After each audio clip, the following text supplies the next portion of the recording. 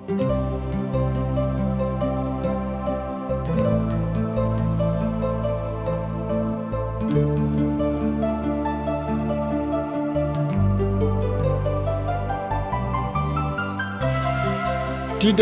India से प्रसारित कार्यक्रम जिंदगी की राह बाइबल की किताबन का अध्ययन हवे, जीवन की आपके बढ़िया रास्ता में आगे बढ़े के चरवाही करेला और परमेश्वर के नाहिन जिंदगी जिए में मदद करेला। यूहन्ना 1:12 में बतावल गईल बा कि परंतु जितने उनकरा के ग्रहण कैले उ उनके परमेश्वर का संतान होखला का अधिकार दिले, मने उनके जे उनके नाम पर विश्वास रखेले। कृपा करके देखी सुनी ताकि आप सच जिंदगी जी सकी और ओकर प्रयास कर सकी। प्रिय मित्र, पिछला बाइबल अध्ययन में हम दाऊद के पाप तथा उनकर विरुद्ध परमेश्वर के दंड तथा दाऊद द्वारा अपना पाप के अंगीकार कोयला के बारे में अध्ययन कैनी हजा। दाऊद ऐसन कौन पाप कोले रहन? दाऊद शैतान द्वारा बहकौला से यानी कि उकसावला से इसराइल की प्रजा के जनगणना कोले। परिणाम स्वरूप परमेश्वर दाऊद के विरुद्ध दंड के घोषणा कोले। परमेश्वर उनका सामने 3 गो दंड रखले और दाऊद के ओकरा से चुनाव लड़े के रहे। दाऊद ई जान के कि परमेश्वर यहोवा करुणा निधान हवे, उनकर करुणा महान ह, उनके हाथ में पड़े के स्वीकार कइलन। उ आदमी के हाथ में पड़े ना देवे चाहत रहन, काहे कि आदमी के दिल में करुणा दया यानी कि रहम नहीं खे। उ क्रूर और निर्दयी ह। और जब परमेश्वर इसराइल प्रजा के दंड देवे शुरू कैले तब दाऊद परमेश्वर के आगे खुद के उत्तरदायी ठहरावले और ये तरी प्रार्थना कैले। सुनी 17 पद के, तब दाऊद परमेश्वर से कहले, का हम ही प्रजा के गणना करे के आज्ञा ना देले रही? हाँ, हम ही पाप कैले रही और बड़ा दुष्टता कैले बानी। पर ई भेड़ सब का कैले? हे हमार परमेश्वर यहोवा, तोहर हाथ हमरा और हमरा बाबू के घराना के विरुद्ध होके, पर तोहरा प्रजा के विरुद्ध ना होके कि महामारी ओहनी पर पड़े। प्रिय मित्र, आज हमने के एकरा से आगे के वृत्तांत के देखे के। मित्र, एकरा बारे में जानकारी खातिर रुआ हमरा संगे पढ़े, सुने, समझे और सोचे विचारे खातिर पवित्र शास्त्र बाइबल से देखी। पहला इतिहास 21 अध्याय 18 पद एह तरी से बता रहल बा। सुनी, हम पढ़ रहल बानी। तब परमेश्वर यहोवा के दूत गाद के दाऊद से ई कहे के आज्ञा देले कि दाऊद चढ़ के यबूसी और नान के खरिहान में परमेश्वर यहोवा खातिर एगो वेदी बनावे।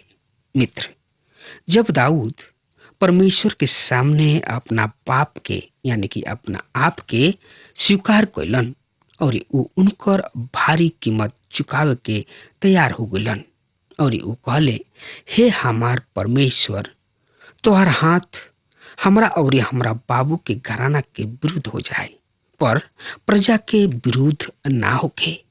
तब परमेश्वर पिता दाऊद के आज्ञा देले कि उ यबूसी और नान के खरिहान में परमेश्वर खातिर एगो वेदी बनावे। प्रिय भाई बहन, ई स्थान मोरिया पहाड़ पर बा। आज यही स्थान पर उमर के मस्जिद स्थापित बा। यहाँ स्पष्ट बा कि यह स्थान के चुनाव दाऊद ना वरन परमेश्वर कैले रहन। अब दाऊद के ओह स्थान पर अधिकार करे के बा कि वहाँ परमेश्वर खातिर वेदी बनावस। मित्र, 19 से 21 पद एह तरी से बता रहल बा। सुनी, अतः दाऊद गाद के ओह वचन के अनुसार जौन की परमेश्वर यहोवा के नाम से कैले रहन चल गइलन। तब ओरनान पीछे मुड़ के दूत के देखले और उनकर चारू बेटा जौन की उनका संग रहन लुका गुलन। ओरनान उस समय गहूं के दावनी करत रहन। और जब दाऊद ओरनान के पास अलन तब ओरनान दृष्टि कह के देखले और खरिहान से बहरी जाके दाऊद के आगे जमीनी पर झुक के दंडवत कैले।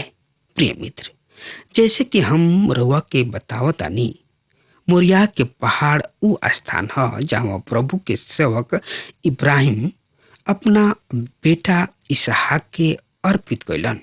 और यह पर्वत तथा यह पहाड़ श्रेणी के दूसरा छोर पर गुलगुत्ता अर्थात खोपड़ी के स्थान है, जहाँ परमेश्वर पिता अपना एकलौता बेटा के पापी मानव के स्थान पर बलिदान होके खातिर अर्पित कैले। जब हमार रेलगाड़ी वहाँ भ्रमण करे खातिर गइल तो हम एकरा के स्पष्ट रूप में देखनी और उनकर फोटो भी खिंचनी। प्रिय मित्र, रुआ देखनी परमेश्वर मोरिया पहाड़ पर ओनान के खरिहान के चुनले, जहाँ वृद्ध इब्राहिम अपना बेटा के अर्पित कैले, जौन की आवे वाला समय में मंदिर में बलिदान के ओर संकेत तथा इशारा करत रहे। और परमेश्वर के मेमना के ओर जौन की संसार के पाप के उठा ले जाले। ई परमेश्वर के मेमना इस बेटा प्रभु यीशु मसीह हमें 22 और 23 पद एह तरी से बता रहा बात सुनी। तब दाऊद ओरनान से कहले, खरिहान के ई स्थान हमरा के देता, ताकि हम एह पर परमेश्वर यहोवा खातिर एगो वेदी बनाई। तू पूरा दाम लेके ओकरा के हमरा के देता, जौना से कि लोगन पर से महामारी रोक दिहल जाए। तब ओरनान दाऊद से कहले, तू एकरा के ले ला और जैसे हमारा प्रभु राजा की दृष्टि में उचित लागे वैसा ही कर। देख, हम होम बलि खातिर बैल और लौना खातिर दावे के उपकरण और अन्न बलि खातिर गहूं ई सब कुछ देतानी। प्रिय मित्र, ओरनान एगो उदार हृदय वाला आदमी रहन। उ खुशी के साथ उ खरिहान राजा दाऊद के दे दिले। पर दाऊद उनका के का जवाब देताने सुनी 24 पद में। पर राजा दाऊद ओरनान से कहले, ना, हम जरूर एकर पूरा दाम दे के ही एकरा के खरीद लेब, काहे कि जौन कुछ तोहार बा ओकरा के हम परमेश्वरी हवा खातिर ना देब और ना ही सेत मेत के होम बलि चढ़ाई। प्रिय मित्र, दाऊद परमेश्वर के मुफ्त बलिदान चढ़ावे से इनकार कर दिले। दाऊद हर चीज के दाम दे के मोल लिए और तब परमेश्वर के अर्पित करिए। मित्र, एवं हमनी खातिर संदेश बा। आज ऐसन कतना लोग बाड़े जौन की चोरी, घुसखोरी, बेईमानी के माल परमेश्वर के चढ़ावे चाहेलन। ऐसन बहुत लोग बाड़े जौन की दूसरा के वचन के नर बलि करेलन। ध्यान रहे, परमेश्वर पिता पराया माल के ग्रहण ना करेलन। हमनी के उहे अर्पित करे के बा जौन हमार ह। हमनी के खुद के जिंदगी एकरा के हमनी के परमेश्वर के हाथ में दी जा, यानी कि देवे के चाही, काहे कि ऊ एकरा के प्रयोग में ले आवे चाहेलन। प्रिय मित्र, 25 से 27 पद एह तरी से एह अध्याय के एह तरी से बता रहल बा। सुनी, हम पढ़ रहल बानी। तब दाऊद ओरनान के उह स्थान के खातिर 600 शेकेल सोना वजन क के दे दिहले। तब दाऊद परमेश्वर यहोवा खातिर वहाँ एगो वेदी बनौले और होम बलि और मेल बलि चढ़ा के परमेश्वर यहोवा से प्रार्थना कइले और उ सड़क से होम बलि के वेदी पर अग्नि गिरा के उनका के जवाब दिहले। तब परमेश्वर यहोवा के आज्ञा दिहले और उ अपना तलवार फिर म्यान में रख लियले। प्रिय मित्र, यह तरी दाऊद ओह खरिहान के पूरा पूरा कीमत चुकौले और तब वो परमेश्वर खातिर बेदी बनौले और उनका खातिर बलिदान कैलन और इस सड़क से अग्नि आग के ई प्रमाणित कैलस की परमेश्वर बलिदान स्वीकार कैलन और तब दंड के तलवार थम गइल पर गोलगुत्था पर तलवार ना थमल। उ मसीह यीशु के पसली के पेध्यलस। प्रिय मित्र 28 से 30 पद एह तरी से बता रहा बा, सुनी। ओ समय जब दाऊद देखले कि यबूसी ओरनान के खरिहान में परमेश्वर यहोवा ओकरा के जवाब दिहले त उहे बलिदान चढ़ौले, काहे कि ओह समय परमेश्वर यहोवा के तंबू जौना के मूसा जंगल में बनौले रहन और होम बलि के वेदी ये दोनों गिबोन के ऊंचा स्थान पर रहे। पर ओकरा से पहले दाऊद परमेश्वर किने उनका से पूछे खातिर ना जा सकले, काहे कि ऊ यहोवा के दूत के तलवार से डरा गोल रहन। प्रिय मित्र, यहाँ हम अति महत्वपूर्ण बिंदु पर राउर ध्यान ले जाए चाहतानी। दाऊद वो स्थान पर वेदी बनौले जहाँ भविष्य में परमेश्वर के भवन निर्मित होके के रहे। दाऊद वही स्थान पर बलिदान भी चढ़ौले। यह उ स्थान है, यह उ जगह है जहाँ परमेश्वर अपना लोगन से भेंट कैलन। दाऊद यही वेदी पर होम बलि चढ़ौले। प्रिय भाई बहन, होम बलि मसीह यीशु के बारे में बतावले और तब उ मेल बलि चढ़ौले। ई बतावले कि प्रभु यीशु मसीह हमार मेल हवे। प्रभु यीशु मसीह क्रूस पर आपन रक्त यानी कि खून दान दे के द्वारा ई मेल करवले बाणे। उ हमनी के दया आसन पर आपन ही खून छिड़कले। उ हमनी के महान महायाजक हवे। उस सड़क पर चढ़ गलन और पिता के दाहिना हाथ में खड़ा भइले। बिना प्रभु यीशु मसीह के केहू पिता परमेश्वर के पास नहीं के पहुंच सकत। दाऊद इस सत्य के समझौले और उ परमेश्वर के आगे होम बलि तथा मेल बलि चढ़ौले। प्रिय मित्र, रुआ जानतानी दाऊद के पाप के कारण प्रजा पर परमेश्वर की प्रकोप रहे। प्रजा महामारी से मरत रहे। परमेश्वर के दूत यरूशलेम पर तलवार खींच के खड़ा रहे। उस समय दाऊद परमेश्वर यहोवा खातिर बलिदान चढ़ौले और उनका नाम के दोहाई दिले। मित्र, अब आई देखल जाओ 22 अध्याय के। 22 से 29 अध्याय में हमनी के विषय हुई दाऊद द्वारा मंदिर निर्माण। परमेश्वर के दृष्टिकोण से दाऊद द्वारा मंदिर के तैयारी दाऊद द्वारा कईल गईल अन्य सब काम से अधिक महत्वपूर्ण रहे। मित्र, एकरा बारे में जानकारी खातिर रुआ हमरा संगे अपन पवित्र शास्त्र बाइबल निकाल ली। पहला इतिहास 22 अध्याय के 1 पद से लेके 5 पद यह तरी से बता रहा बा, सुनी ध्यान से। तब दाऊद कहले, यहोवा परमेश्वर के भवन इहे है और इसराइल खातिर होम बलि के वेदी इहे है।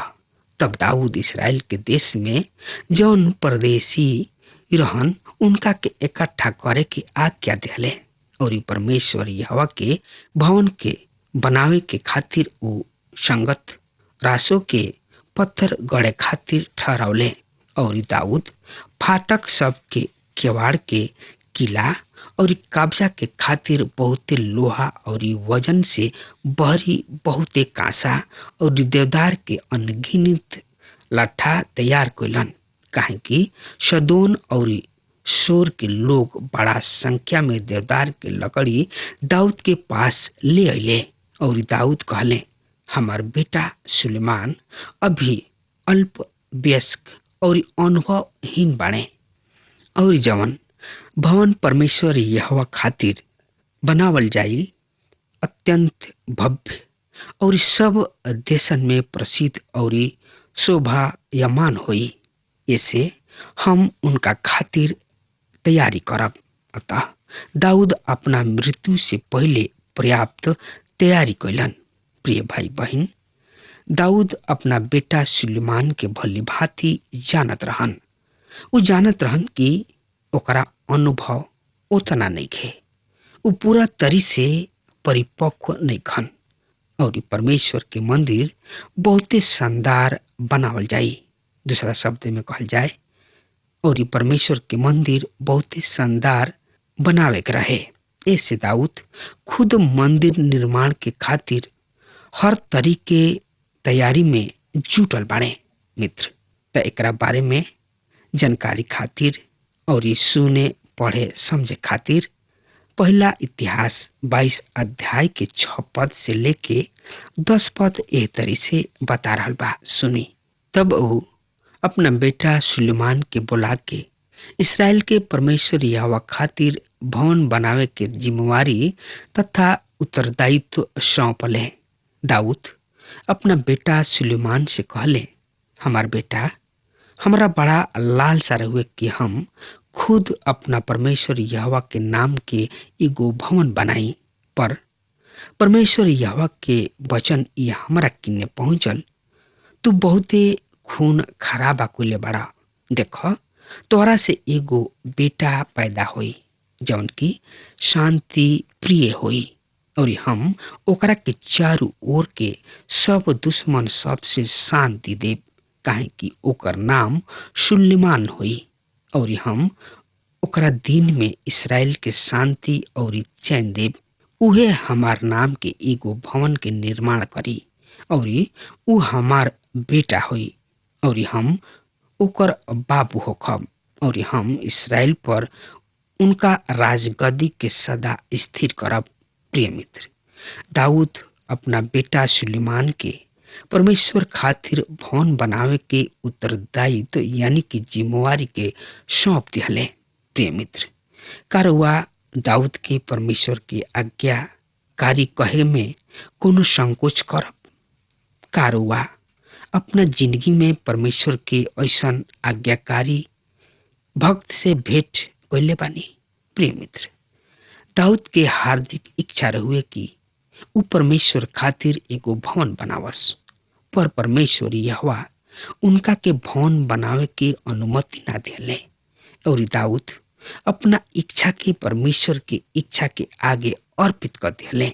दाऊद जितना युद्ध कैले परमेश्वर के काला अनुसार यानी कि उनका इच्छा के अनुसार कैलन, पर परमेश्वर दाऊद के रक्त पति के नाम दिले और ये कारण से उनका के परमेश्वर यहोवा के भवन बनावे के आयोग समझ ले।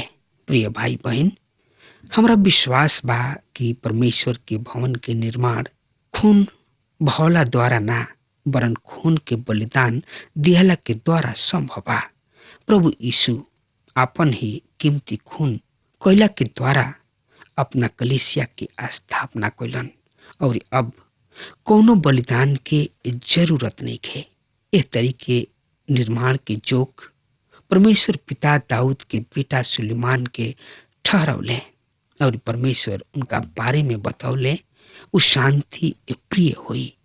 परमेश्वर सुलेमान के बारे में उत्तम प्रतिज्ञा भी दिले।